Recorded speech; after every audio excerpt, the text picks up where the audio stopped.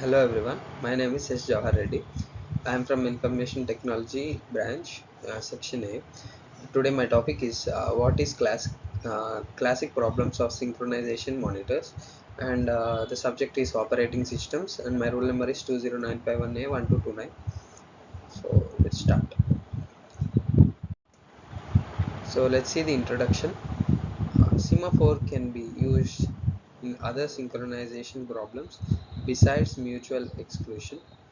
Below are some of the classical problem depict, depicting flaws of process synchronization in systems where cooperating processes are present. So we will discuss the following three problems.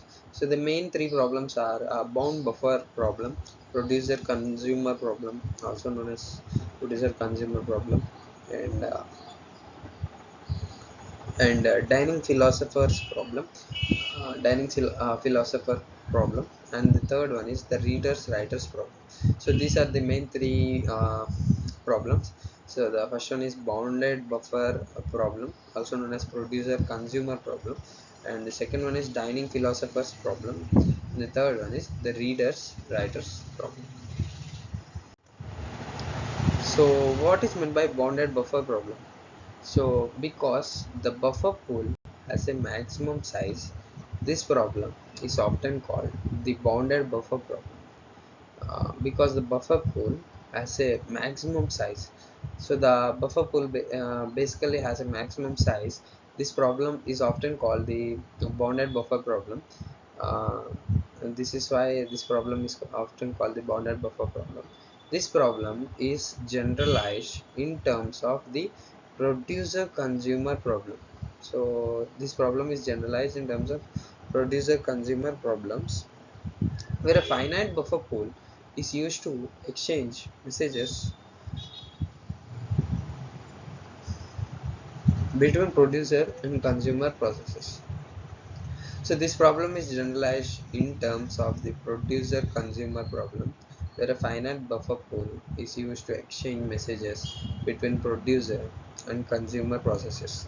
Solution to this problem is creating two counting semaphores, full and empty. Two counting semaphores are full, one is full and one is empty, to keep track of the current number of full and empty buffers respectively. So in this procedure, in this producers mainly produces a product and consumers consume the product, but both can use of one of the containers each time. In this producers mainly produces a product and consumers consume the product, but both can use of one of the containers each time. The main complexity of this problem is that we must have to maintain count for both empty and full containers that are available.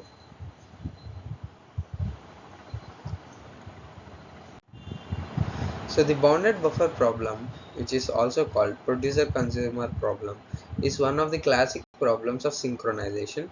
Let's start by understanding the problem here before moving on to the next solution and program code. So basically the buffer of n slots, this is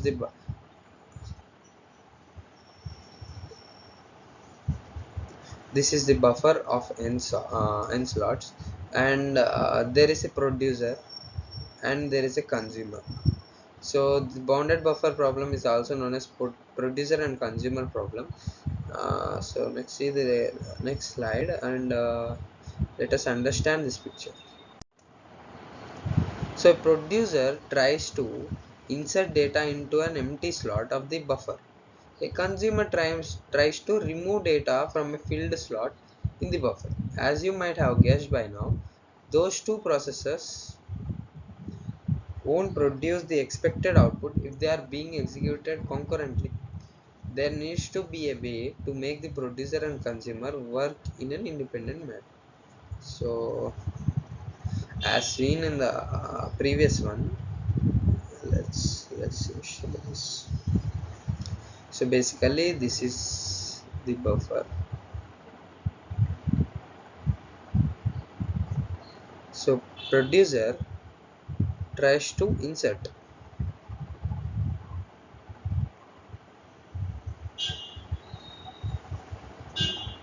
this is producer, he tries to insert data into an empty slot of buffer. This is the empty slot of buffer. A consumer, so if this is a data existing, consumer wants to remove from a filled slot in the buffer.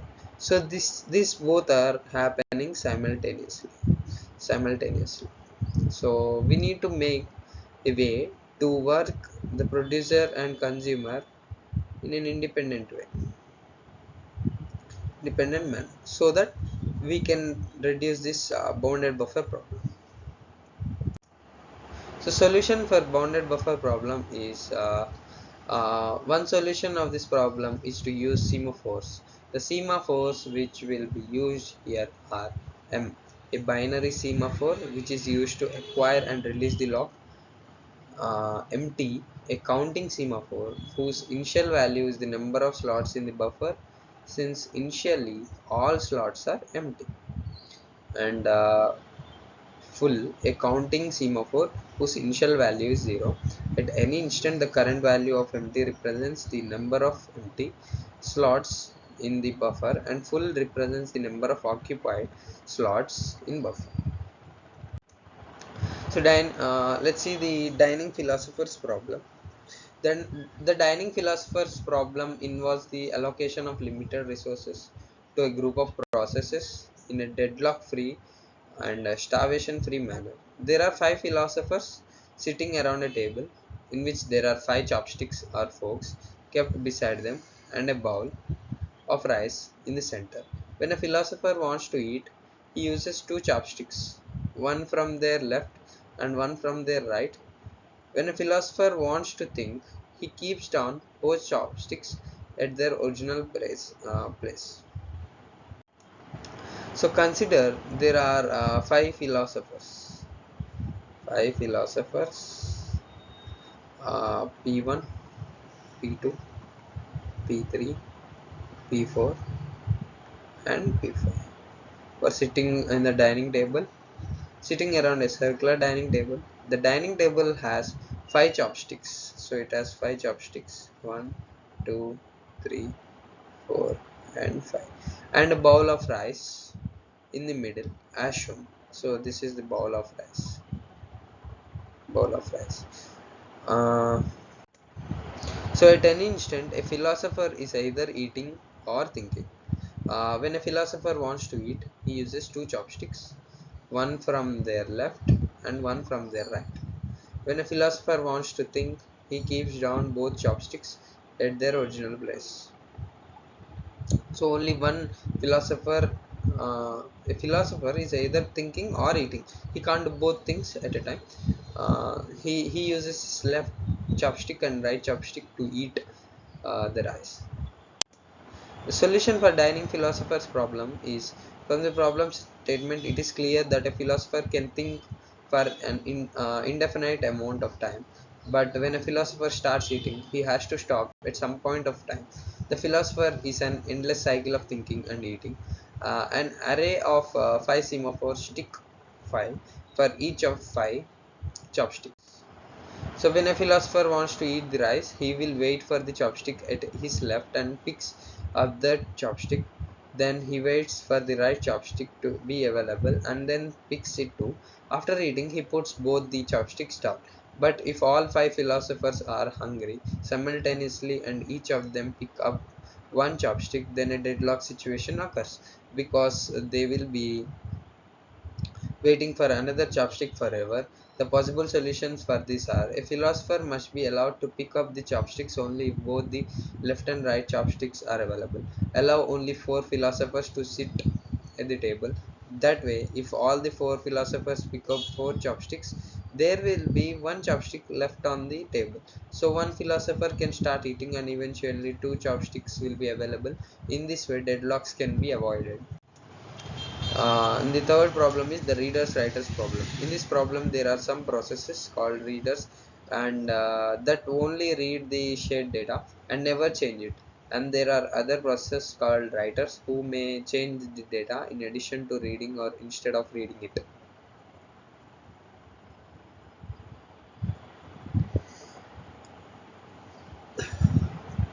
There are various type of readers writers problem, most centered on relative priorities of readers and writers. The main complexity with this problem occurs from allowing more than one reader to access the data at the same time. There is a shared resource which should be accessed by multiple processes. There are two types of processes in this context. They are reader and writer. Any number of readers can read from the shared resource simultaneously, but only one writer can write to the shared resource. When a writer is writing data to the resource, no other process can access the resource. A writer cannot write to the resource if there are non-zero number of readers accessing the resource at that.